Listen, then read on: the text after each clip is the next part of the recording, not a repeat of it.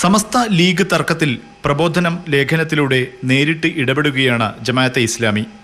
മുസ്ലിം ലീഗിനെ ശക്തിപ്പെടുത്തുകയാണ് സമസ്ത ചെയ്യേണ്ടത്.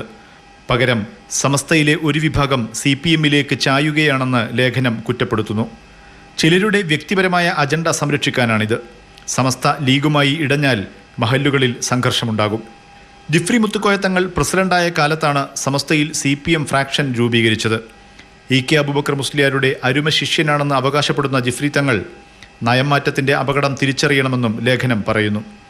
അതേസമയം ലീഗുമായുള്ള തർക്കത്തിൽ മുതലെടുപ്പ് നടത്താനാണ് ജമാഅത്തെ ഇസ്ലാമി ശ്രമിക്കുന്നതെന്ന് SYS സെക്രട്ടറി മുസ്തഫ മുണ്ടുപാറ ആരോപിച്ചു. CNC-യുമായി ബന്ധപ്പെട്ട വിവാദത്തിൽ പോലും ജമാഅത്തെ ഇസ്ലാമിയുടെ കറുത്ത കൈകൾ അതിന്റെ പിന്നിൽ ബോധിച്ചിട്ടുണ്ട് എന്നതാണ് യാഥാർത്ഥ്യം.